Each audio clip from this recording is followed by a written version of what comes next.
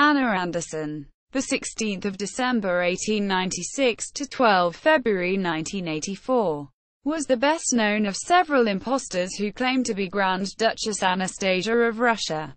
Anastasia, the youngest daughter of the last Tsar and Tsarina of Russia, Nicholas II and Alexandra, was killed along with her parents and siblings on 17 July 1918 by communist revolutionaries in Yekaterinburg, Russia, but the location of her body was unknown until 2007. In 1920, Anderson was institutionalized in a mental hospital after a suicide attempt in Berlin. At first, she went by the name Fräulein Unbekannt, German for Miss Unknown, as she refused to reveal her identity. Later she used the name Tschaikovsky and then Anderson. In March 1922, claims that Anderson was a Russian Grand Duchess first received public attention. Most members of Grand Duchess Anastasia's family and those who had known her, including court tutor Pierre Gilliard, said Anderson was an impostor, but others were convinced she was Anastasia. In 1927, a private investigation funded by the Tsarina's brother, Ernest Louis, Grand Duke of Hesse, identified Anderson as Franziska Schanzkowska, a Polish factory worker with a history of mental illness. After a lawsuit lasting many years, the German courts ruled that Anderson had failed to prove she was Anastasia, but through media coverage, her claim gained notoriety. Between 1922 and 1968, Anderson lived in Germany and the United States with various supporters and in nursing homes and sanatoria, including at least one asylum.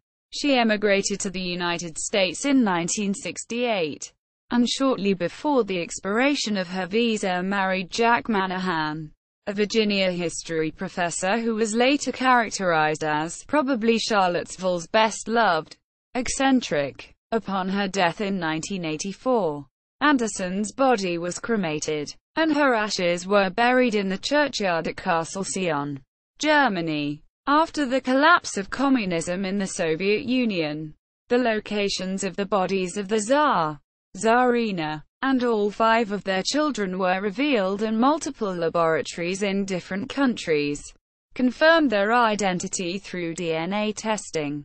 DNA tests on a lock of Anderson's hair and surviving medical samples of her tissues showed that Anderson's DNA did not match that of the Romanov remains or that of living relatives of the Romanovs. Instead, Anderson's mitochondrial DNA matched that of Karl Maucher, a great-nephew of Franziska Schanzkowska. Most scientists, historians and journalists who have discussed the case accept that Anderson and Schanzkowska were the same person. Daldorf Asylum, 1920 to 1922. On the 27th of February 1920, a young woman attempted to take her own life in Berlin by jumping off a bridge called the Bendlerbrücke into the Landwehrkanal. She was rescued by a police sergeant and was admitted to the Elizabeth Hospital on Latzaustrasse, as she was without papers and refused to identify herself. She was admitted as Fräulein Unbekannt, Miss Unknown, to a mental hospital in Daldorf, now Wittenau, in Reinickendorf, where she remained for the next 2 years. The unknown patient had scars on her head and body and spoke German with an accent described as Russian by medical staff. In early 1922, Clara Puthit, a fellow psychiatric patient, claimed that the unknown woman was Grand Duchess Tatiana of Russia, one of the 4 daughters of Tsar Nicholas II.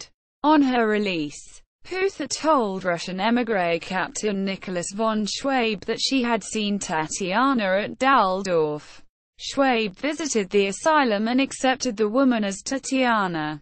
Schwabe persuaded other émigrés to visit the unknown woman, including Zinaida Tolstoy, a friend of Tsarina Alexandra. Eventually Baroness Sophie Buxherbeden, a former lady-in-waiting to the Tsarina, visited the asylum with Tolstoy. On seeing the woman, Buxtehude declared, "She's too short for Tatiana," and left convinced the woman was not a Russian Grand Duchess.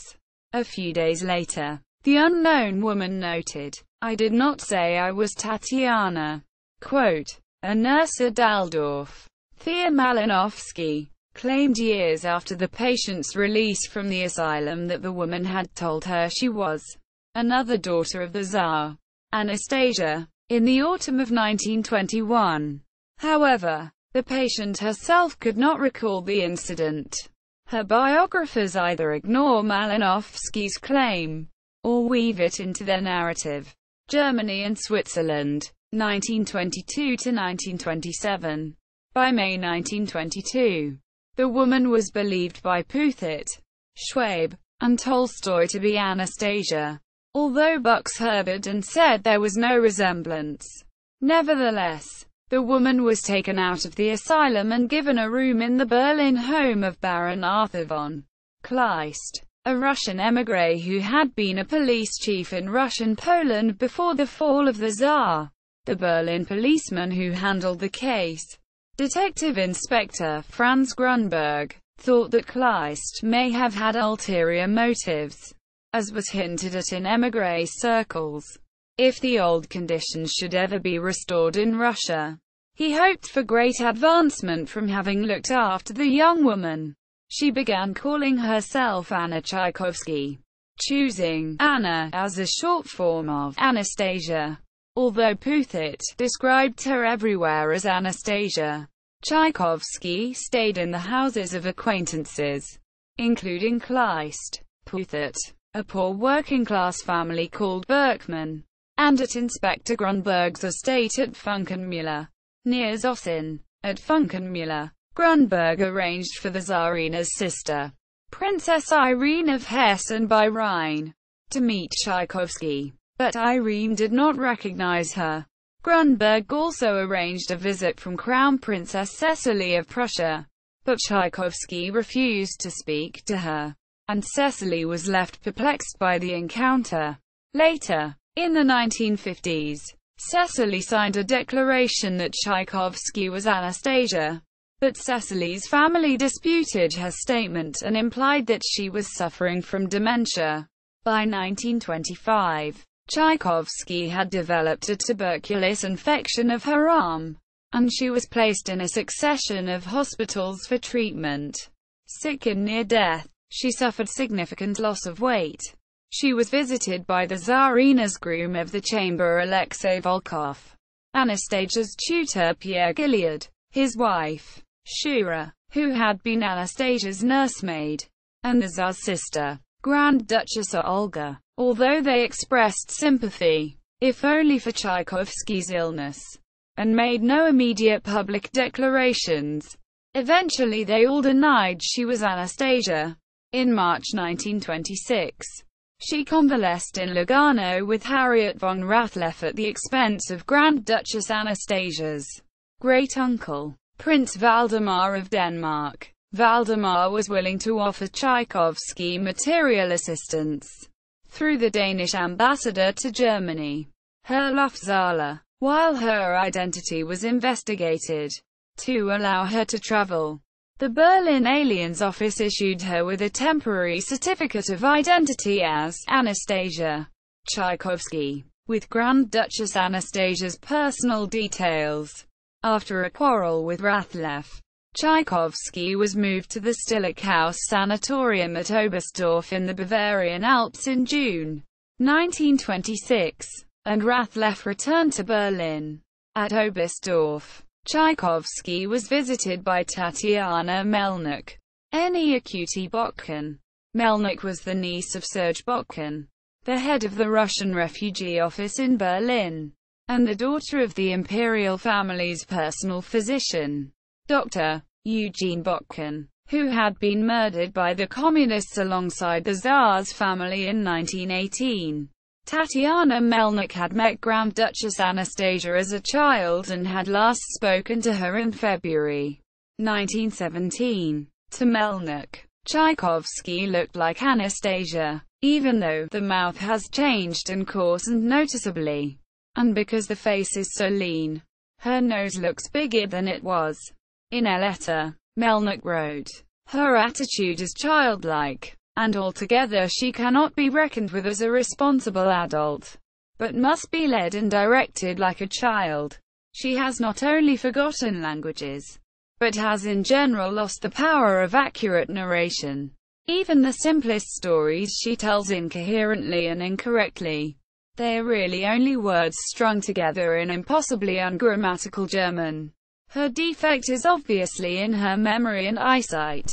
Melnick declared that Tchaikovsky was Anastasia, and supposed that any inability on her part to remember events and her refusal to speak Russian was caused by her impaired physical and psychological state, either inadvertently through a sincere desire to aid the patient's weak memory, or as a part of a deliberate charade. Melnick coached Tchaikovsky with details of life in the imperial family. Castle Sion, 1927. In 1927, under pressure from his family, Valdemar decided against providing Tchaikovsky with any further financial support, and the funds from Denmark were cut off. Duke George of Lichtenberg, a distant relative of the Tsar, gave her a home at Castle Sion. The Tsarina's brother, Ernest Louis, Grand Duke of Hesse, hired a private detective, Martin Knopf, to investigate the claims that Tchaikovsky was Anastasia. During her stay at Castle Sion, Knopf reported that Tchaikovsky was actually a Polish factory worker called Franziska Schanzkowska.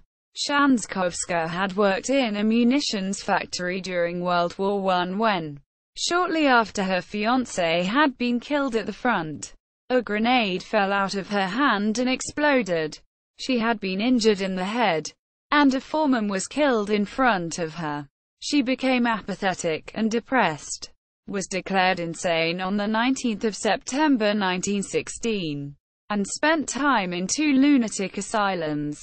In early 1920, she was reported missing from her Berlin lodgings, and since then had not been seen or heard from by her family. In May 1927, Franziska's brother Felix Schanzkowski was introduced to Tchaikovsky at a local inn in Wasserburg, near Castle Sion. Lichtenberg's son, Dmitri, was completely certain that Tchaikovsky was an impostor and that she was recognized by Felix as his sister, but Lichtenberg's daughter, Natalie, remained convinced of Tchaikovsky's authenticity. Lichtenberg himself was ambivalent. According to one account, initially Felix declared that Tchaikovsky was his sister Franziska, but the affidavit he signed spoke only of a strong resemblance, highlighted physical differences, and said she did not recognize him. Years later, Felix's family said that he knew Tchaikovsky was his sister, but he had chosen to leave her to her new life, which was far more comfortable than any alternative. Visitors to Sion included Prince Felix Yusupov, husband of Princess Irina Alexandra of Tsar of Russia, who wrote, "I claim categorically that she is not Anastasia Nikolaevna, but just an adventuress, a sick hysteric and a frightful play actress. I simply cannot understand how anyone can be in doubt of this. If you had seen her, I am convinced that you would recoil in horror at the thought that this frightful creature could be a daughter of our Tsar." Other visitors, however, such as Felix Dassel, an officer whom Anastasia had visited in hospital during 1916, and Gleb Botkin, who had known Anastasia as a child and was Tatiana Melnick's brother, were convinced that Tchaikovsky was genuine. United States, 1928 to 1932. By 1928, Tchaikovsky's claim had received interest and attention in the United States, where Gleb Botkin had published articles in support of her cause. Botkin's publicity caught the attention of a distant cousin of Anastasia's, Xenia Leeds, a former Russian princess who had married a wealthy American industrialist. Botkin and Leeds arranged for Tchaikovsky to travel to the United States on board the liner Berengaria at Leeds's expense. On the journey from Sion to the States, Tchaikovsky stopped at Paris, where she met Grand Duke Andrei Vladimirovich of Russia, the Tsar's cousin, who believed her to be Anastasia.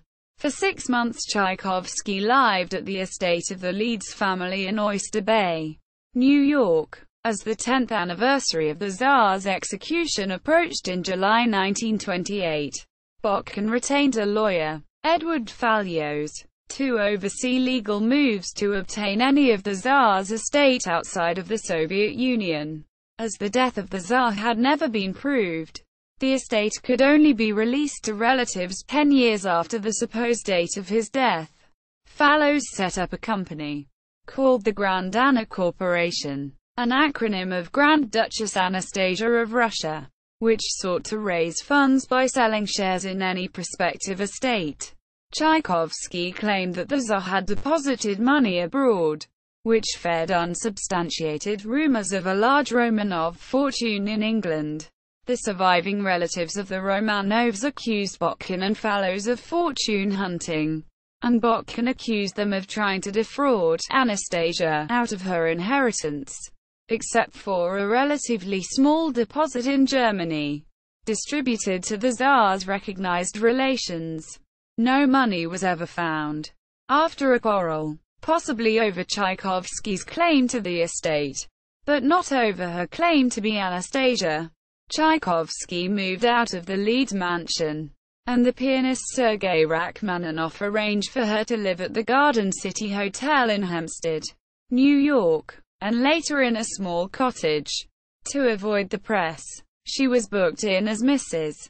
Anderson, the name by which she was subsequently known. In October 1928, after the death of the Tsar's mother, the Dowager Empress Marie, the 12 nearest relations of the Tsar met at Marie's funeral and signed a declaration that denounced Anderson as an impostor. The Copenhagen Statement, as it would come to be known, explained, "Our sense of duty compels us to state that the story is only a fairy tale. The memory of our dear departed would be tarnished if we allowed this fantastic story to spread and gain any credence." Gleb Botkin answered with a public letter to Grand Duchess Senior Alexandra of Russia, which referred to the family as greedy and unscrupulous, and claimed they were only denouncing Anderson for money. From early 1929 Anderson lived with Annie Burr-Jennings, a wealthy Park Avenue spinster happy to host someone she supposed to be a daughter of the Tsar. For 18 months, Anderson was the toast of New York City society. Then a pattern of self-destructive behavior began that culminated in her throwing tantrums, killing her pet parakeet, and on one occasion running around naked on the roof. On the 24th of July 1930, Judge Peter Schmuck of the New York Supreme Court signed an order committing her to a mental hospital. Before she could be taken away, Anderson locked herself in her room, and the door was broken in with an axe. She was forcibly taken to the Four Winds Sanatorium in Westchester County, New York, where she remained for slightly over a year. In August 1932, Anderson returned to Germany accompanied by a private nurse in a locked cabin on the liner Deutschland. Jennings paid for the voyage, the stay at the Westchester Sanatorium, and an additional 6 months' care in the psychiatric wing of a nursing home at Ilton near Hanover. On arrival at Ilton, Anderson was assessed as sane, but as the room was prepaid, and she had nowhere else to go, she stayed on in a suite in the sanatorium grounds. Germany, 1932 to 1968. Anderson's return to Germany generated press interest and drew more members of the German aristocracy to her cause. She again lived itinerantly as a guest of her well-wishers. In 1932, the British tabloid News of the World published a sensational story accusing her of being a Romanian actress who was perpetrating a fraud. Her lawyer, Fallows, filed suit for libel, but the lengthy case continued until the outbreak of World War II. at which time the case was dismissed because Anderson was living in Germany, and German residents could not sue in enemy countries. From 1938, lawyers acting for Anderson, Indiana, Germany contested the distribution of the Tsar's estate to his recognized relations, and they in turn contested her identity. The litigation continued intermittently without resolution for decades. Lord Mountbatten footed some of his German relations' legal bills against Anderson. The protracted proceedings became the longest-running lawsuit in German history. Anderson had a final meeting with the Schanzkowsky family in 1938. Gertrude Schanzkowska was insistent that Anderson was her sister, Franziska, but the Nazi government had arranged the meeting to determine Anderson's identity, and if accepted as Schanzkowska, she would be imprisoned. The Schanzkowsky family refused to sign affidavits against her, and no further action was taken. In 1939, World War II began with Germany's attack on the western half of Poland. In 1940, Edward Fallows died virtually destitute after wasting all his own money on trying to obtain the Tsar's non-existent fortune for the Grand Anna Corporation. Towards the end of the war, Anderson lived at Schloss Winterstein with Louise of Saxe-Meiningen, in what became the Soviet occupation zone. In 1946, Prince Frederick of Saxe-Altenburg helped her across the border to Bad Liebenzell in the French occupation zone. Prince Frederick settled Anderson, Indiana, a former army barracks in the small village of Unterlengenhardt, on the edge of the Black Forest, where she became a sort of tourist attraction. Lily Den, a friend of Tsarina Alexandra, visited her and acknowledged her as Anastasia. But when Charles Sidney Gibbs, English tutor to the imperial children, met Anderson, he denounced her as a fraud. In an affidavit, he swore, "She in no way resembles the true Grand Duchess Anastasia that I had known. I am quite satisfied that she is an impostor." She became a recluse, surrounded by cats, and her house began to decay.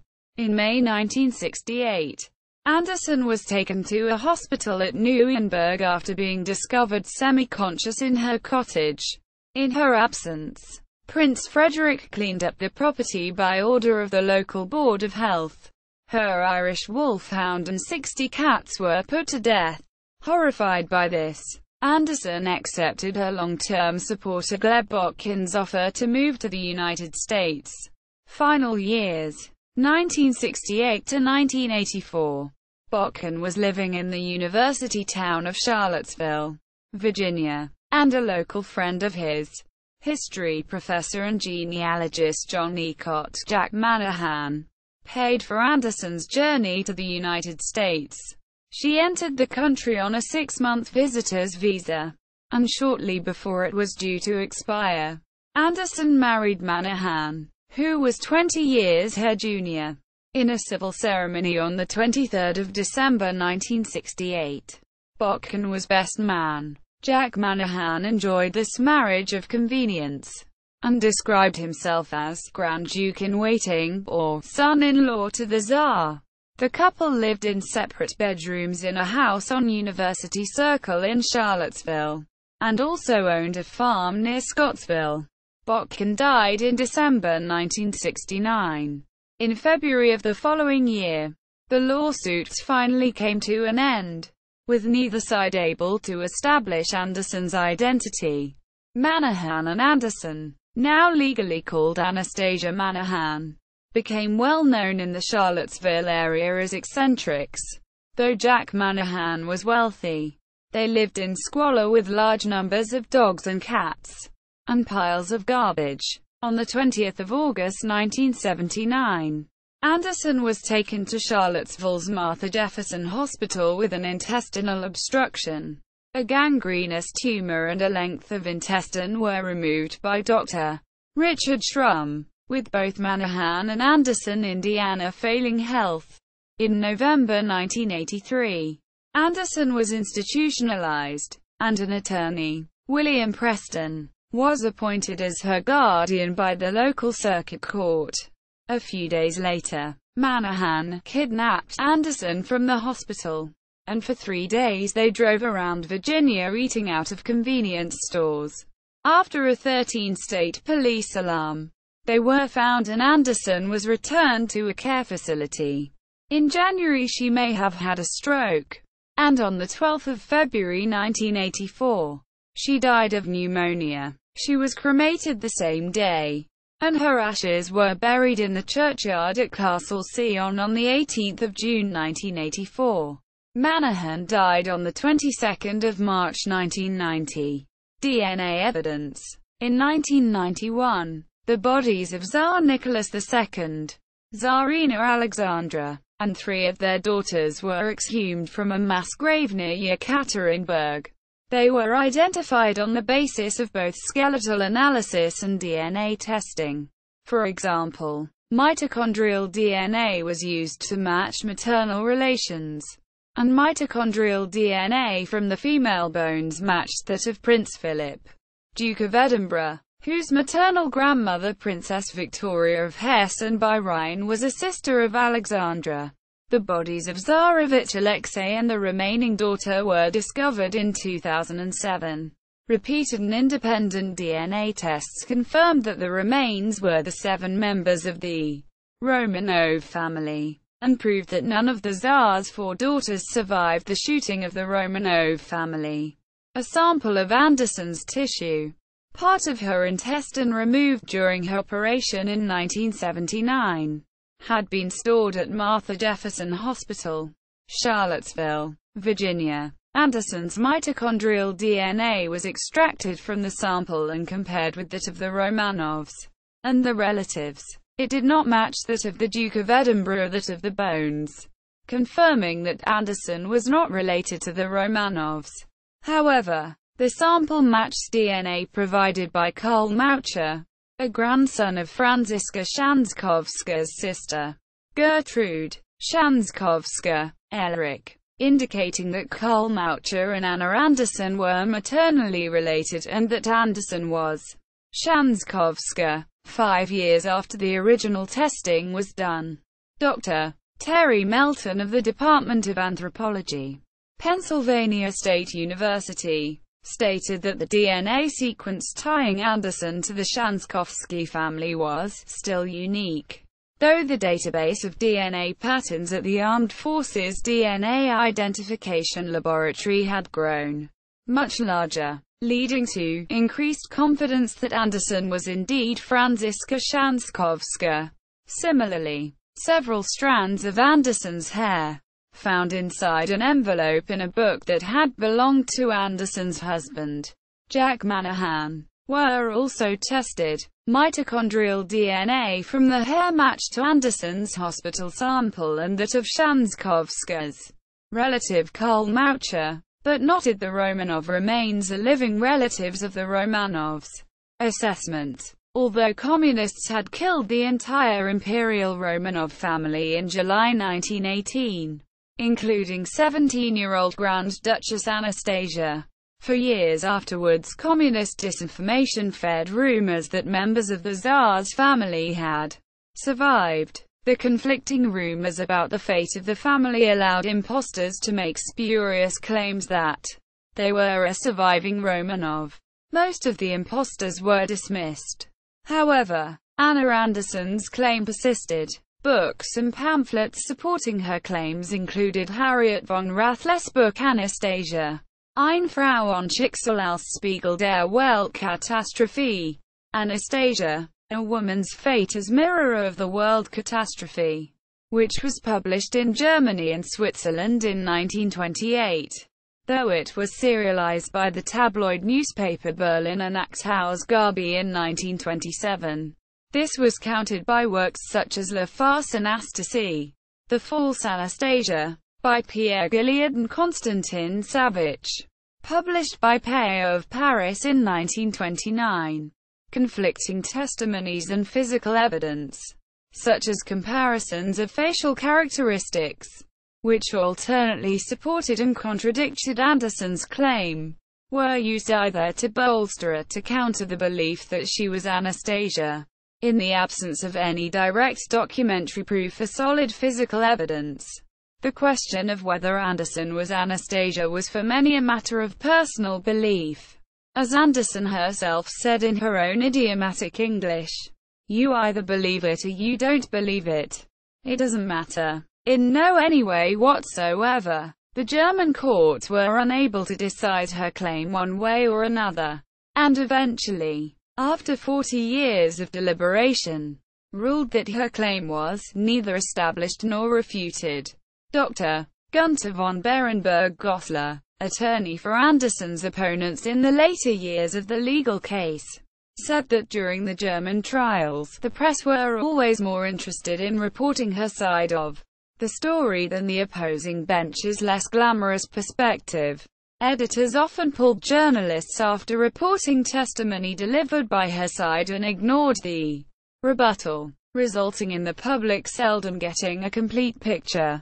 Quote, in 1957, a version of Anderson's story, pieced together by her supporters and interspersed with commentary by Roland Krug von Nidda, was published in Germany under the title Ich, Anastasia, Ursula, I, Anastasia, an autobiography. The book included the fantastic tale that Anastasias were escaped from Russia on a farm cart with a man called Alexander Tschaikovsky, whom she married and had a child by, before he was shot dead on a Bucharest street, and that the child, Alexei, disappeared into an orphanage. Even Anderson's supporters admitted that the details of the supposed escape might seem bold inventions even for a dramatist, while her detractors considered this barely credible story as a piece of far-fetched romance.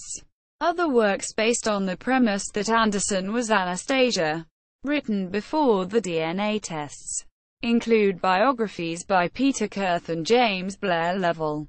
More recent biographies by John Clear, Robert Massey, and Greg King that describe her as an impostor were written after the DNA tests proved that she was not Anastasia. Assessments vary as to whether Anderson was a deliberate impostor, delusional, traumatized into adopting a new identity, or someone used by her supporters for their own ends. Pierre Gilliard denounced Anderson as a cunning psychopath. The equation of Anderson with members of the imperial family began with Clara Puthert in the Daldorf Asylum, rather than with Anderson herself.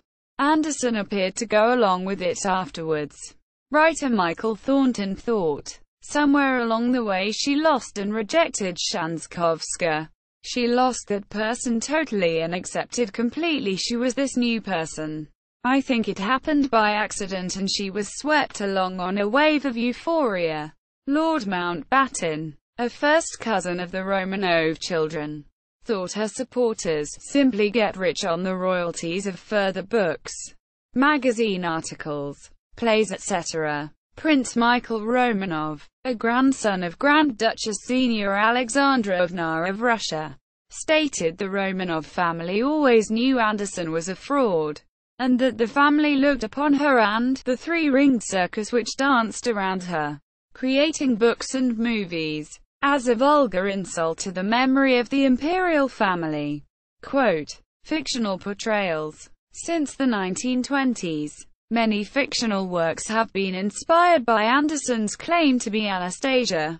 In 1928, the silent film Clothes Make the Woman was based very loosely on her story. In 1953, Marcel Moret wrote a play based on Rathles and Gilliard's books called Anastasia, which toured Europe and America with Viveka Lindfors in the title role. The play was so successful that in 1956 an English adaptation by Guy Bolton was made into a film, Anastasia. The plot revolves around a group of swindlers who attempt to raise money among Russian émigrés by pretending that Grand Duchess Anastasia is still alive. A suitable amnesiac, Anna, is groomed by the swindlers to impersonate Anastasia.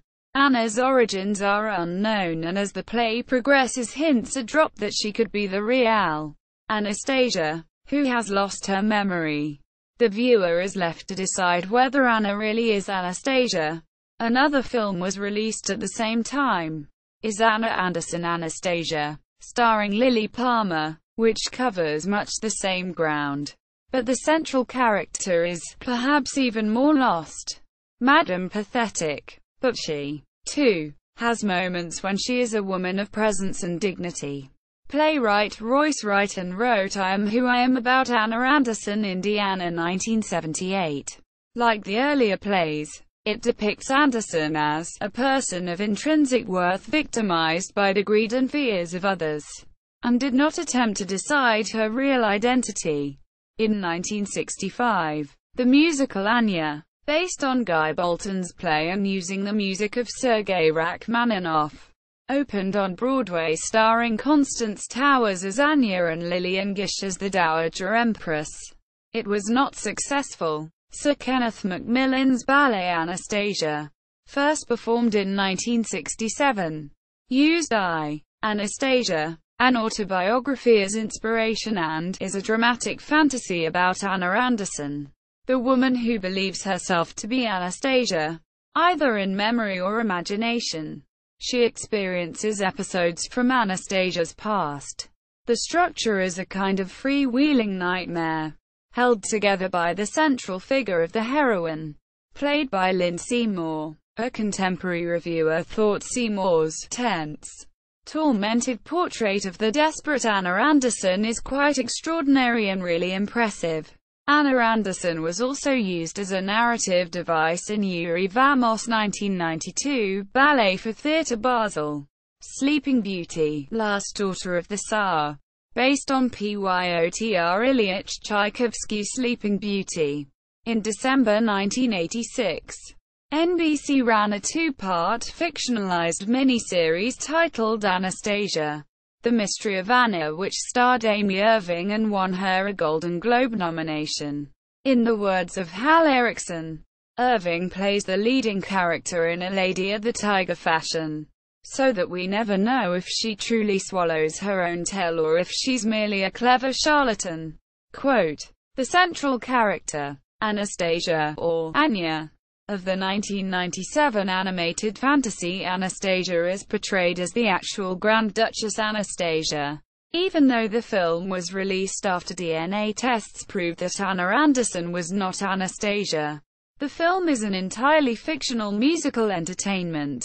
And in the words of one reviewer, historical facts are treated with particular contempt.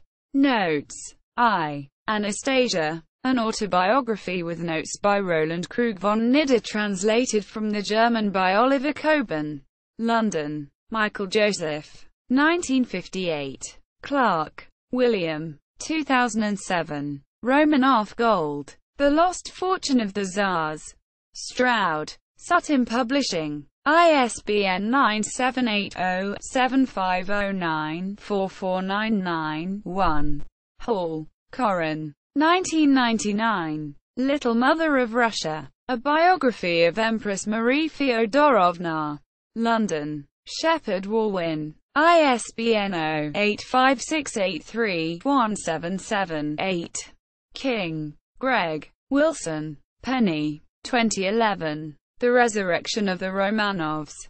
Hoboken. John Wiley & Sons. ISBN 978-0-470-44498-6. Clear, John. Mingay, Helen. 1995. The Quest for Anastasia. London. Smith Griffin. ISBN 1-85685-085-4. Kurth, Peter. 1983. Anastasia. The Life of Anna Anderson. London. Jonathan Cape. ISBN 0-224-02951-7. Kurth, Peter. 1995. Tsar. Toronto. Little, Brown. ISBN 0-316-50787-3. Lovell, James Blair. 1991. Anastasia. The Lost Princess. London. Robson Books. ISBN 0-86051-807-8. Massey, Robert K. 1995. The Romanovs. The Final Chapter. London. Random House. ISBN 009-960121-4. Van der Kiest. John. Hall. Corrin. 2002. Once a Grand Duchess. Xenia. Sister of Nicholas II. Phoenix Mill. Sutton Publishing. ISBN 0-7509-2749-6. Welch. Francis. 2007. A Romanov Fantasy. Life at the Court of Anna Anderson. New York. W. W. Norton & Co. ISBN 978-0393-06577-0. Anna Anderson Exposed. Busting the Myth of the Most Infamous Royal Impostor.